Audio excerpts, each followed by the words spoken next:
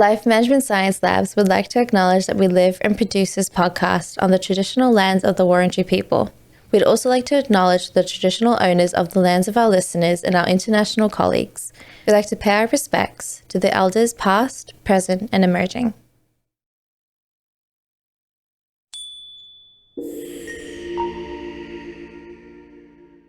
Hey everyone, and welcome to Raising Parents, the Parenting Science Insights podcast.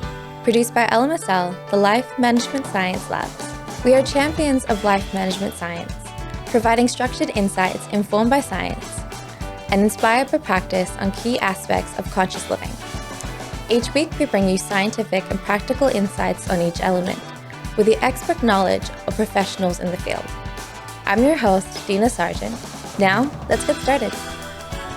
Hey guys, and welcome back to another episode. Some kids are happy to snack on carrots or peppers and all sorts of veggies, while other kids aren't as pleased to be forced to eat them at dinner time. Why are some kids so fussy about food? Now, it turns out there are a number of different reasons your child may turn up their nose during mealtime. Cynthia Andriani is joining me on the show today to help answer those questions and list some techniques. She has a background in food science, focusing on malnutrition, as well as a parent herself who has put her study into practice. So thank you so much for joining me on the show today, Cynthia. Hey, welcome, Dina. So talk about a little bit more about sort of your focus in your field of study. So you focused a lot on malnutrition and how it affects children. What got you into wanting to study in that field? So actually, it's not literally malnutrition, but I have interest to develop a product combating the malnutrition. Therefore, I have some background knowledge how nutrition can be developed because of the eating habits. Sometimes can be the economic factors like the family and education stuff. So, and then it getting my interest because what the family parenting is really playing a substantial role in the for the student health status as well. And then I know that it's not the kind of theory that everyone will learn, because parenting is not always must to be a parent. If you have you have another siblings or something else, you can be a parent, you can take care of them. So it must be a long life journey and you can apply anytime actually. Mm-hmm.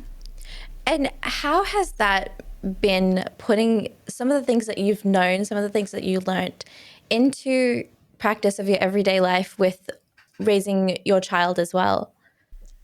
It can be very challenging if you know the theory, but sometimes you find some hurdles on how to putting into the practice. But I can see the pattern that actually everything in the practice is not 100% as same as the theory. Sometimes you need to improve a little bit. Sometimes you need to step back.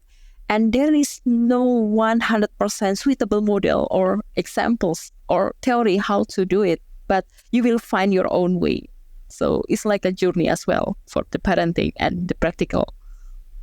Yeah, that's so amazing because I have so many people come onto the show who are parents themselves and they always say the same thing. As much as you study it, you're never really prepared to be able to go through it yourself. And only half of it probably sometimes works when it comes to raising a child. Yes, I agree with that. But we need to relax and also embrace because it's part of the learning as well, right? Yeah, no, definitely. So before we get started, we love to have a little icebreaker just to warm us up before we jump straight into the questions. Yep.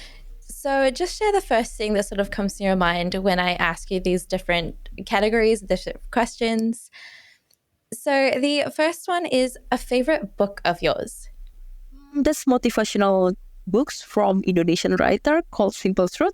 So I read that one twice and I think it's good. And also Wise Woman Wait. So it's for every woman. It's really good book, both as a single or you already, have a partner. So yeah. Well, they both sound really incredible. What about the most recent movie you've watched? I don't have any specific one, but I love romantic and family movie. Okay. Do you have a favorite one? Not really. It's just everything that comes out on my Netflix. No, yeah, it's really hard to find a favorite movie when Netflix sort of gives you that all these Oh different no, options. yeah. And also new movies coming on, and yeah, Every day there's something new that pops up. Every yeah, single day Netflix pops up with a new movie, and it drives me crazy because I can never watch them quick enough. exactly. Now, how about your favorite podcast? I don't have really a favorite one, but I listen to a parenting as well back in Indonesia, and sometimes with the humor as well, like a stand-up comedy. I used to listen with my husband. Oh, wow. Do you have a favorite stand-up comedian? Not really. I just follow what my husband just play the podcast. So. Okay. Well, that's a good way to go.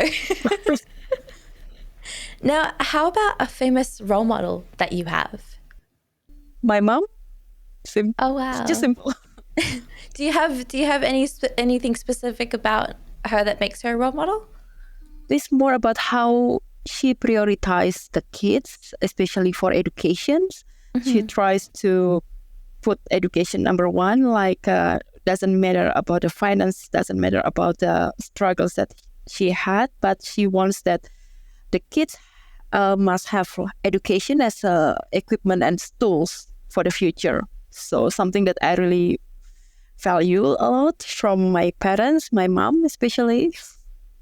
Wow, that is, I can definitely see why that's a role model. I think that's something that I feel every person should be lucky enough to face. And it is really amazing that you're able to see it that way. Yeah. And bring it onto into your life as well. Yeah, at least I will learn from her and then I will apply to my own kids, right? Exactly. Now, how about the most recent course that you've completed? I think I took like a writing course, and then like I have kind of spiritual growth courses that I joined as well. This is last week, just finished. So. Oh wow, that sounds amazing. Did you feel like you learned a lot from that? Yes, of course, it's good for the self-development. I mean, we need to learn every day. So going into the topic of today, when talking about parenting and children being a picky eater and not being able to do it, I know that everyone has a very different definition as to what parenting is, and everyone really understands parenting differently. What would your definition as to what parenting would be, and what your role is as a parent? So for me, parenting is the way how we raise, nurturing the children. It can be my biological, or can be adopted, or it can be part of your family members.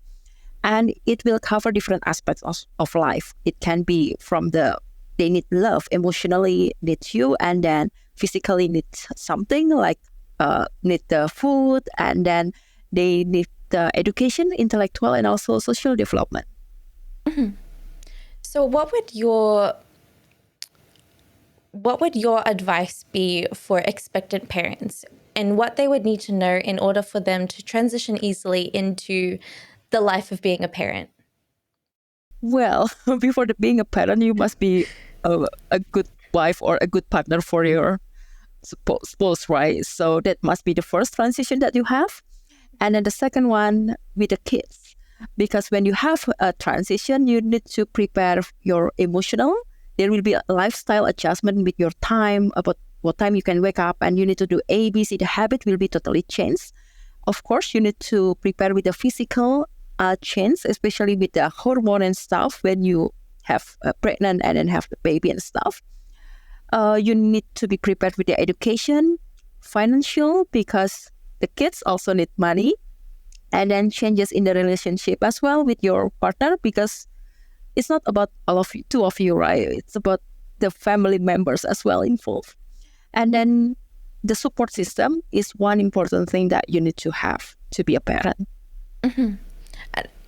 The support system, always sounds the same answer for me. Every time I ask that question, it's always you need to have good people around you, and in order to support you properly. Yeah, as a student, for example, I need a support system as well. But being a parent, especially new parent, it's not something that easy to read in a book. Sometimes you can learn from others people's experiences, and they can give you like just relax and then try these tips. Maybe it's good and stuff. So it can be your family members or just the people like in the same stage of your life. Mm-hmm. And talking about picky eating and children especially, how would you define what being a picky eater is?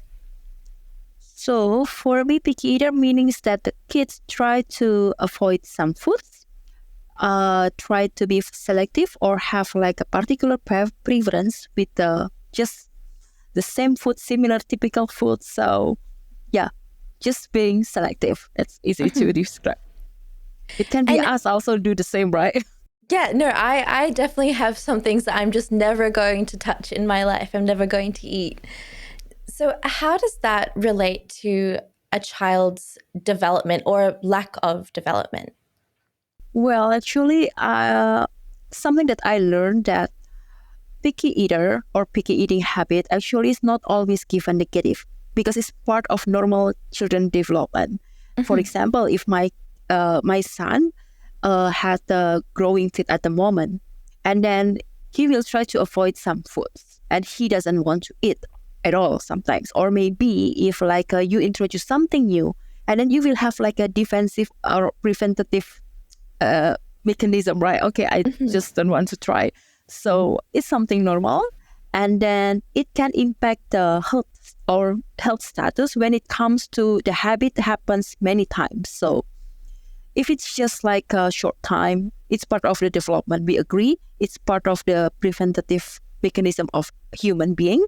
But if it happens long time until there will be like a weight loss and stuff, so we need to be careful with that because there will be nutrition deficiency, and then they really avoid or maybe the exposure of foods is really limited. So we need to be conscious with that. Mm-hmm. And in what ways are picky eating and parenting linked to each other? It's very, I could say it's like associated very well, as we know that there are like 4 main types of parentings. Like you can be the authoritative parenting, which is you involve the kids, or it can be you give a really freedom for the kids to do whatever they want, or you can be just like a one-way communication to the kids, or you just be careless. So the same like a picky eating habit, it can be developed because of the parenting.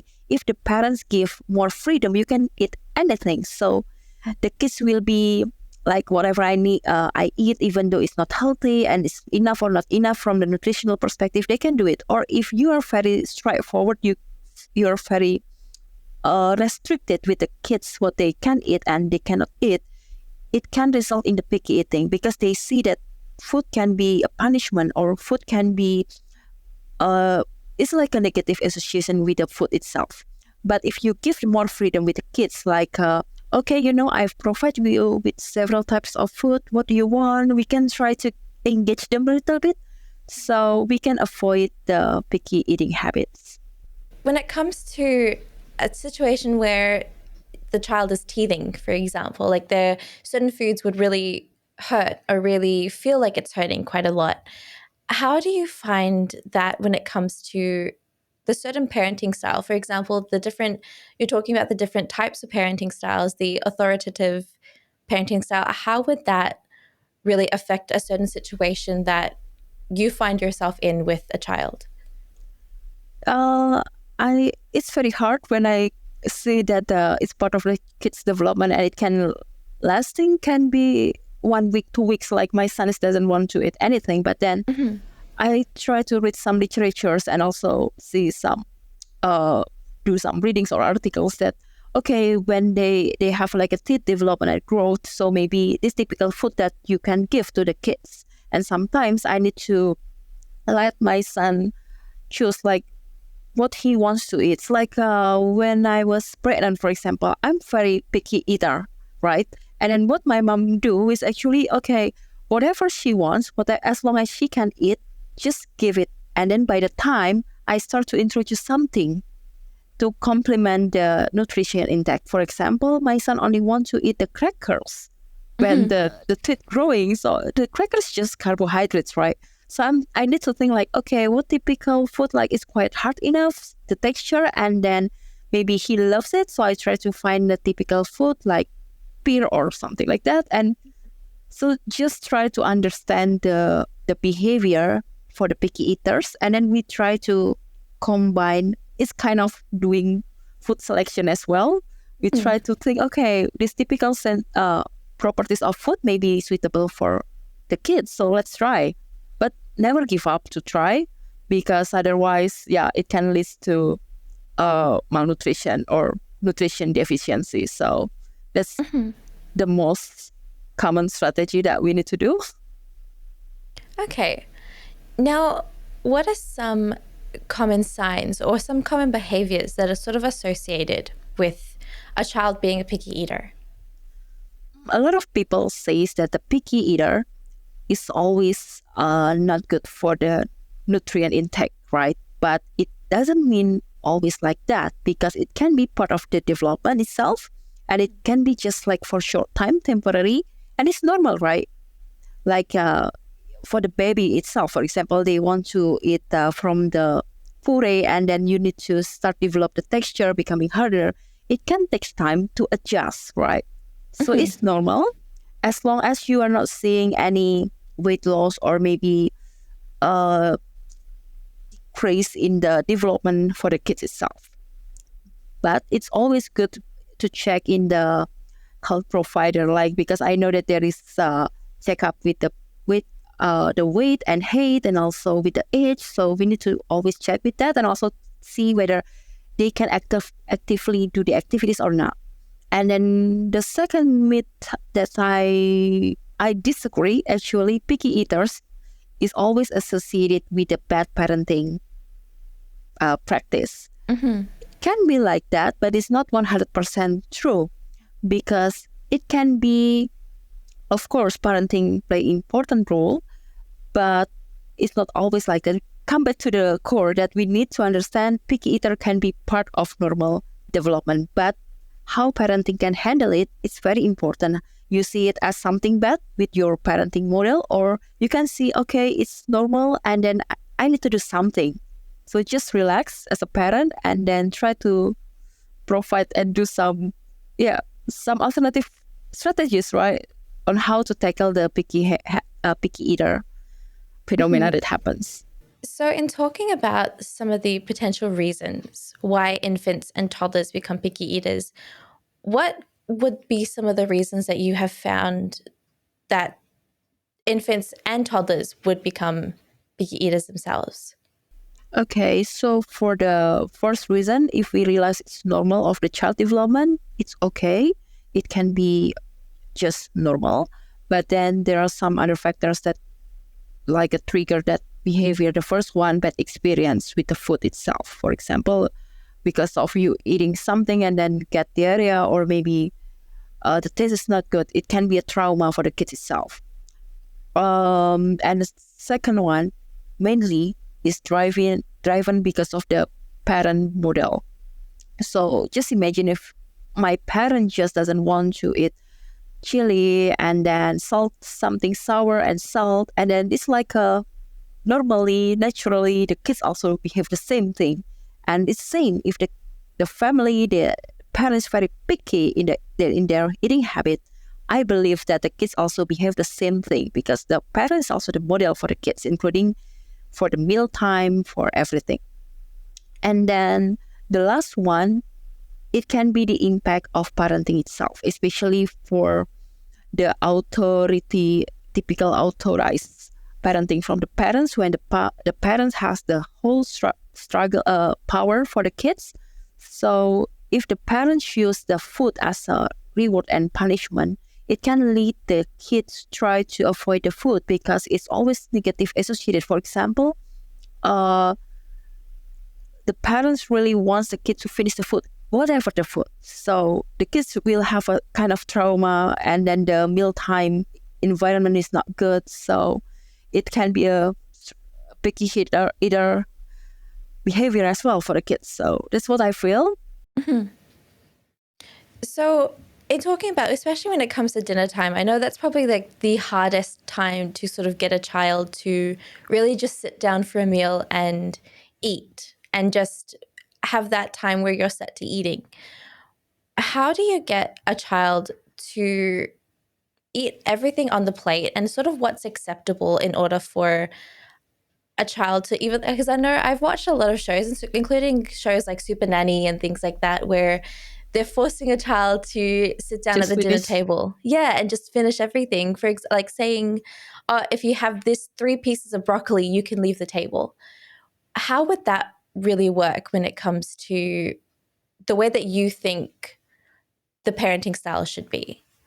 I think to let the kids just sit down and then have their own meal is a really good habit, because you try to structurize the meal time, that eating must be on the table and then you must behave properly.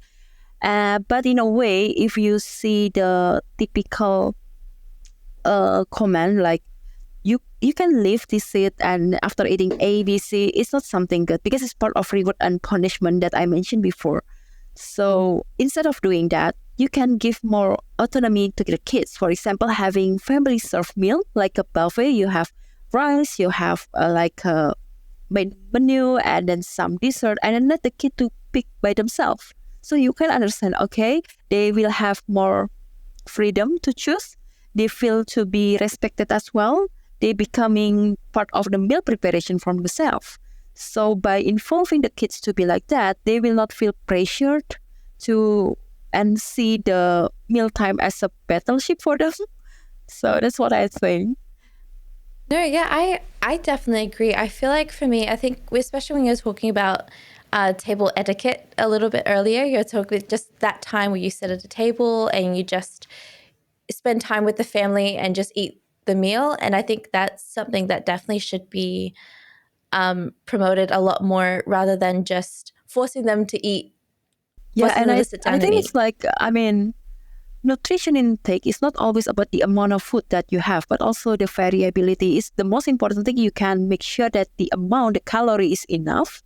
And then like a protein and carbs, fat is okay. So doesn't always associated with the amount, the quantity. But for me, quality over quantity. And we cannot always say that the chubby kids, for example, is always better than the small kids, because I had a problem with my son as well. Like other people saying that, yeah, your son is very small and stuff. But from the health perspective, it's fine. It's just my son cannot grow as big as others maybe. So talking about I know that there are a lot of misconceptions that sort of come about when picky eaters, and you did mention some earlier on in the show. What are some misconceptions and even some myths that sort of come on about picky eating in infants that you would really just like to talk about and really just sort of set straight? So the first one I have mentioned before, as you mentioned as well. So picky eater is not always meanings that not getting enough nutrition for the kids. That's the misconception. But actually that the picky eaters is not always associated with insufficient nutrition, because when they are picky in eating, but then another nutrient can be supplied with other typical food, it's still fine. And we need to understand that it's not about the amount, but about the nutrient composition, it's enough or not. And as long as there is no health status change and then still normal everything, and the kids still can do the activity normally, so we don't need to worry about it. And then the second myth that I'm thinking is like picky eaters are intentionally being difficult or stubborn kids. It doesn't mean to be like that, because sometimes it's part of the kids' development, as we have discussed as well. It can be like the typical when the kids start to change the food texture from soft, like a puree, into something hard, or teeth development, or maybe when the kid's sick, or maybe because of the bad experience and trauma that the kids have. So we need to see it as part of the kids' development and journey for them. And then another myth is like forcing or giving a pressure for kids to eat something will solve the picky eating behavior. But actually the answer is no, because it will just worsen the condition. What we need to do actually to let them, give them more freedom, give more autonomy for them to eat what they want, and then we can change their eating habits slowly.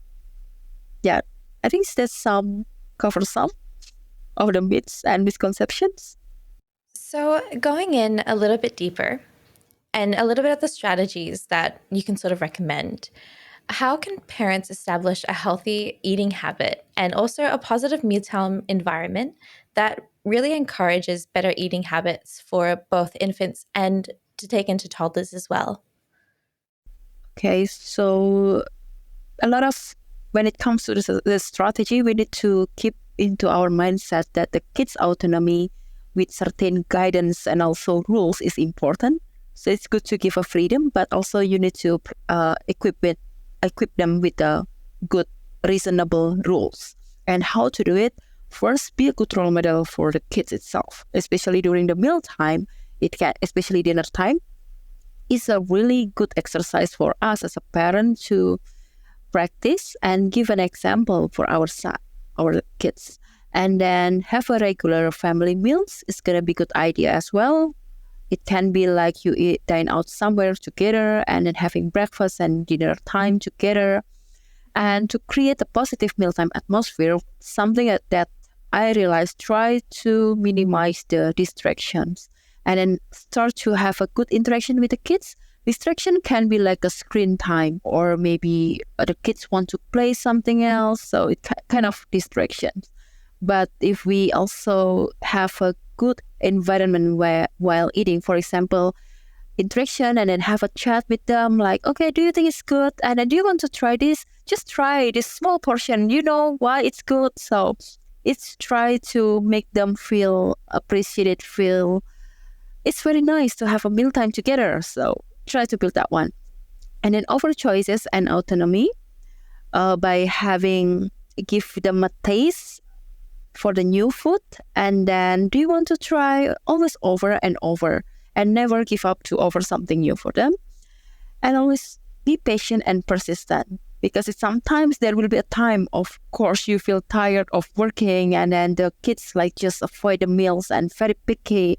But just try to, be patient, and then, mommy is tired, but do you want to try this because it's good for your health? Because I believe that instead of giving A and B or maybe black and white, it's good to give some reason why it's good. You know why the strawberry is getting red? Because of the high nutrients with the vitamins and stuff. It will make you stronger, and then you will not get sick. So just give a simple explanation on that. No, it sounds really cool, especially seeing like how important it is to communicate why it's important to a child. Not just telling them that they have to eat it, but saying why it's good for them, why it really helps them a little bit more. Because I think especially when they know a bit more, you learn how much they want to know about it.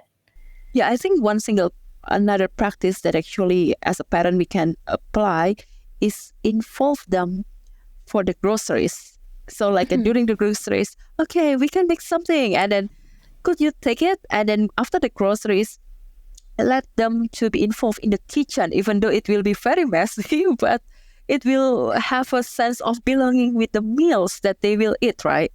It will build the sense of that.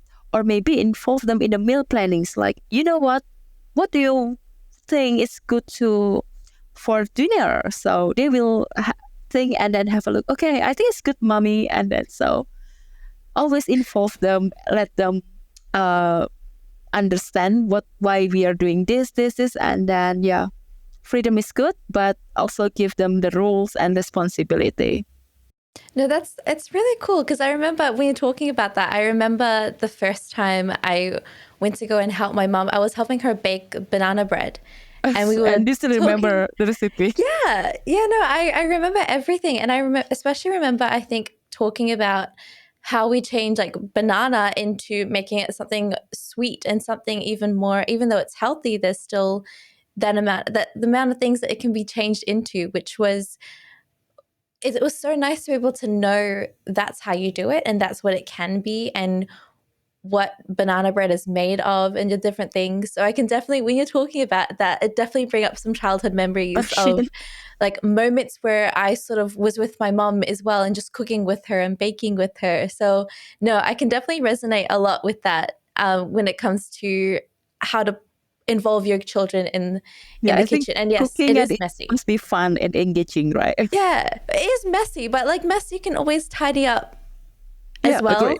Yeah, it's so good. Now, what are some of the effective ways that you know that can be handled during meal times that to create picky eaters without a negative association with food? Because I know you were talking about that a little bit earlier as well. Yeah, I think the first thing first is about try to avoid food as a reward and punishment. Like you mentioned, eat this one and then you can leave the dining room, for example. It's not a good way. Or maybe, okay, please do that, then I will give you candy. So it's part of the reward and punishment as well, right? So food is not a reward and punishment because it will lead to associate the food with desired and undesired behaviors. And we want to avoid the negative association, right? And then what I think, with the authoritative parenting principles, we can establish the routine and structure for the kids to have a meals. And then it's common to set regular meal and snack times as well. And always have it's good to have food selection as well. So even though it's only limited food choices, but if we can do you want to have chicken or egg? They can start to think, and they will feel like, my parents allow me to choose. So it's something that they really appreciate about it. And be mindful of the pressure. Of course, pressure, sometimes it's good to make them to be disciplined and then to have the habit. But be mindful, if we are not really mindful with the pressure itself can lead to the negative things. And they will think that, the mom is just push me. It's only one way communication. I don't have any freedom and they just push and push. And then over the exposure and encouragement, like I mentioned before, with involve them in the meal planning, in the preparation, like also in the cooking activities and stuff. So it will make them, it can handle the mealtime battles. And it's not becoming the mealtime battles, but it can be a mealtime fun activities. So it can be the time that they are longing for and waiting for it. It's really cool because I think I've seen a lot of YouTubers and especially YouTube families and the way that and a couple of them, the way that I've seen them, when you're talking about reward and punishment, they have the system where they lock the pantry door, for example, and they set a time as to, you can't eat after this time, you can't snack after this time, and they set that limit. But they also sort of talk about the reward of, we can go out and get ice cream if you do this and this and this by the end of the week, and if you follow through with that. And how does that, just sort of going off the bat, how does that really affect the way that children see food in the future use as well? I can see that, like what you're saying, it can be part of food as a reward and punishment. But we need to see from how to say, if it's like for the good habit, for example, you can have an ice cream if you finish the homework, like once ice cream per week. It's something good, not really press the kids, right? But if we, the culture of reward and punishment is really like, just finish it. And then you will not get any explanation why we need to finish it. But if we just say, if you do the homework and you behave properly at school, and then we can have once ice cream per week, and then they will be more excited. I don't see it as something bad impact for the picky eater. Even they can see it as, I will be more motivated to do something good. But in another way, if we, it's very hard actually to differentiate between between the hard and punishment. Sometimes can be a little good things, but sometimes it can be just like lead to the picky eater. But just be mindful that if we want to apply the reward and punishment, it must be something that can lead them to have a positive impacts, and also they understand why we are doing this. For example, we only allow one ice cream per week. It's because we know it's sugar, and then you can have like a one candy because of what, or you cannot eat that one because after that it's like a bedtime. So understanding is important, even though you applied reward and punishment. Okay. Now, I think especially when it comes to parents who do feel stressed and even frustrated, what advice do you have for those parents when it comes to their child's inability to sort of really eat everything and go ahead and just eat anything that the parents tell them to eat? Okay, so I think as a parent, we need to reframe our perspective first about the eating habit. Like eating means that we need to make sure that the daily nutrient intake for the kids is sufficient, right? So when we behave differently, becoming picky eaters, we need to investigate first whether it's just part of the children development or it's something can lead to bad drawbacks, right? So reframe first our perspective and focus on the big picture first. Like we want because the main focus is to provide sufficient nutrition for the kids. It's part of the parenting. So when we see that as a bigger picture, we know how to handle the behavior that our kids have, and try to avoid power struggle, because if you are very monitor and also take control of your kids, it's not really good as well.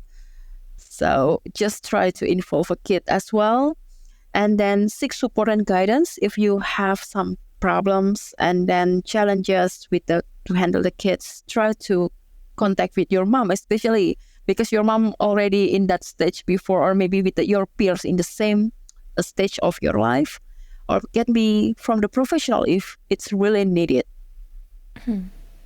But I think be relaxed, because it's not always bad, right, with the picky eater or stuff.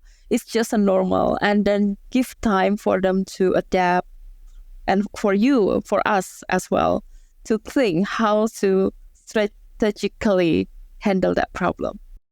I think like what you mentioned a little bit earlier, I think really early on the show when you talk about that we're picky eaters ourselves, like even as adults, we don't eat everything. There are certain things that we don't eat.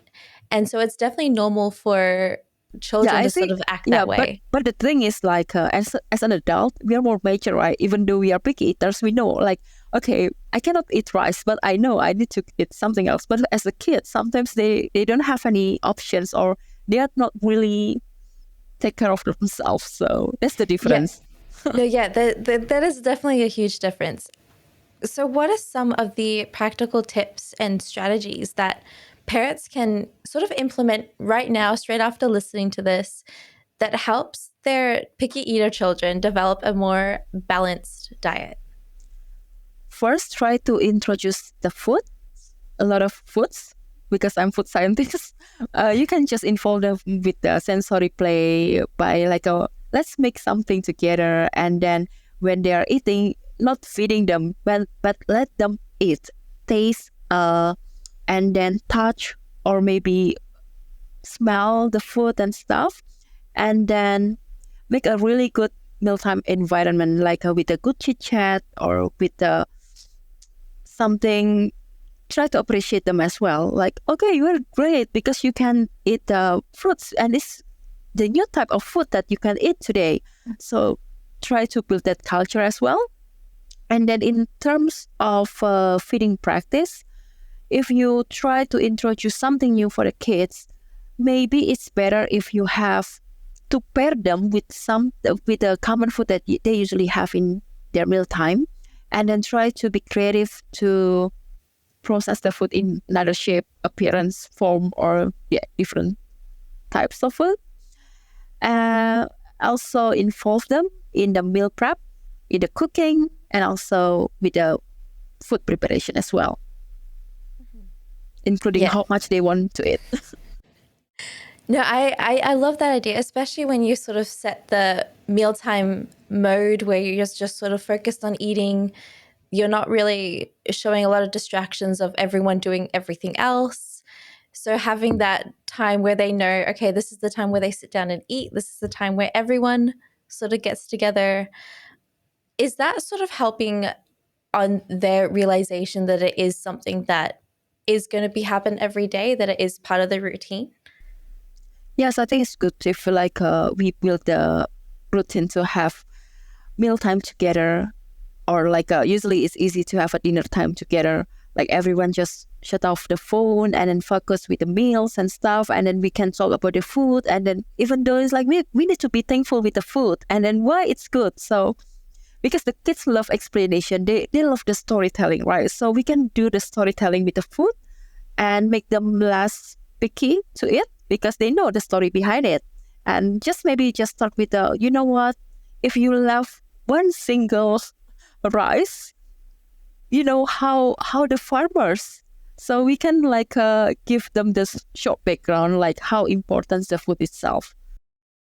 Yeah, no, that's really cool. I never thought about it that way, just sort of explaining each little element and still talking remember, about it. As an Asian, sometimes our mom tell us the rice will cry because you are not just finish it.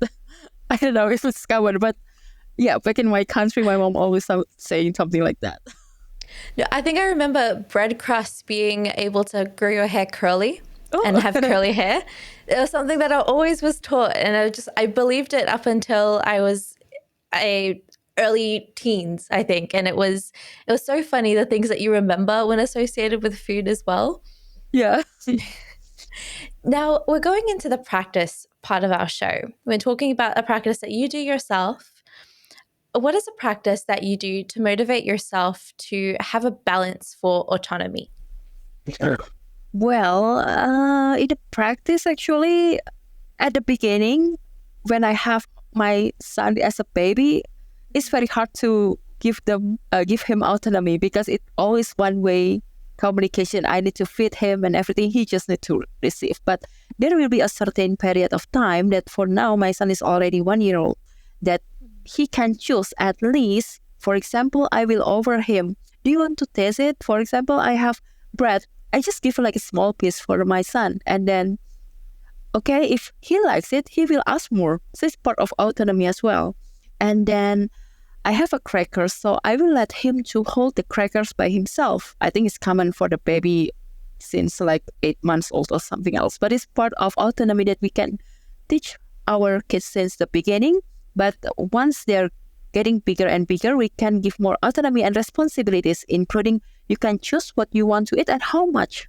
Maybe just give some limited offer for food selections, and then how much they need to define, and then to finish the meals because they are who responsible to pick the food, right? Yeah. No, I think that's just a great idea, especially when you're talking about the senses as well and how important senses are. The sensory play.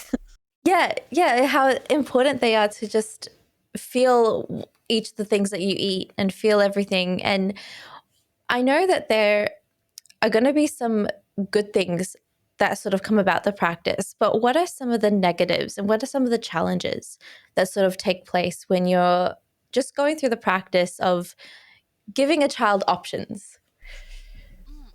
It will be hard at the beginning because if you just give the food and then feeding him or them, they will just accept, right? But when you apply this practice, sometimes it will be hard for them because there will be some adjustment and maybe they will eat less compared to what we expect. It's always something like that.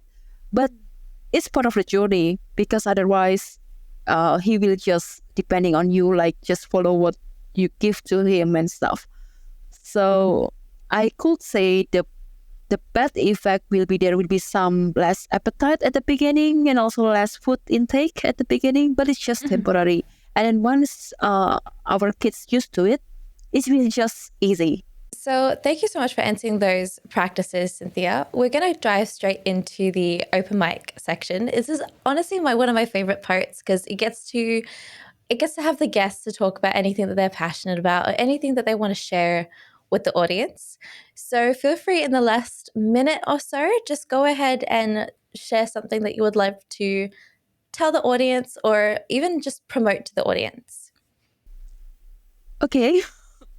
Well, as you know that Dina already mentioned that I'm studying physics and then my background is food science. And then I know it's something, the whole new word for me. And I believe it also happens with the parenting. So every day is learning. It's long time journey as well for me. Like even though your kids already has a kids, you need to take care of them sometimes or they will just put it with you and then just play with the grandma. So yeah, it's very nice with the parenting because I love kids as well. Like I do some volunteering with the kids in the church. Like I can see how they develop and they behave differently. So it's very amazing.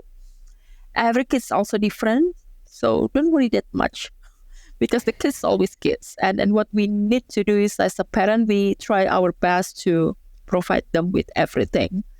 And also regarding my passion, I think actually why I love kids because I believe that it's kind of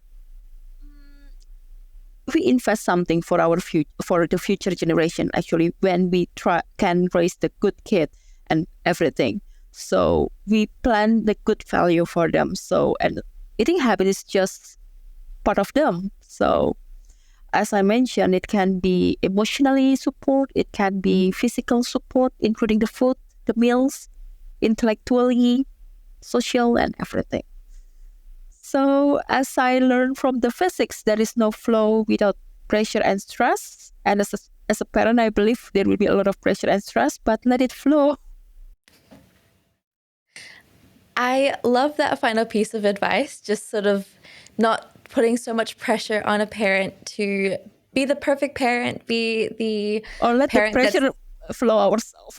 Yeah, exactly. And I think we always will feel pressure no matter what, no matter in what situation, whether it's in our life, our career, our parenting. I think we'll always feel pressure for something, but just not, I think I love the advice of just not letting it get to us that much, or just understanding that the pressure will always be there no matter what. There's some kind of comfort in it, I think, in my opinion. Yeah, because there will be no flow, right? If we have no pressure and stress as well. So. Exactly. It's kind of motivating as well. Like it's pushing you to do even better. It's pushing you to find other ways for it to work. And I love that. So thank you so much, Cynthia, for joining me on the show today and talking about being a picky eater and using your expertise as a food scientist in order to talk about picky eating, and as well using your son as an example for that as well. If there's a way that audience members would like to get into contact with you to talk about something that I've missed or something that they would like to know a little bit further from what we mentioned today, how would be the best way for an audience to contact you? I think you can reach me out through Instagram, my social media, through Cynthia A, and then or just find me in LinkedIn is still fine. Because for me, sharing is caring. It's good to have a lot of people around us that work. Yeah. Well, that's perfect. Well, I'll definitely have those links down below, both to your Instagram and to your LinkedIn, just for easy access for audience members to come and email you or let you know, even ask your expertise, which is perfect. So yeah, thank you guys so much for listening. I will see you all in the next episode. You've been listening to Raising Parents, the Parenting Science Insights podcast, produced by the Parenting Science Labs, a division of LMSL, the Life Management Science Labs. More episodes are available from 10 life management perspectives and can be found by searching LMSL on Apple Podcasts, Google Podcasts, Spotify, and other podcasting apps available on your smartphone. If you enjoyed this episode, please rate, share, and subscribe to our channel so that other people can find it and we can continue to provide quality content. More of our work can be found on our website at pa.lmsl.net, where you can join our movement. I'm Dina Sargeant, and thanks for tuning in.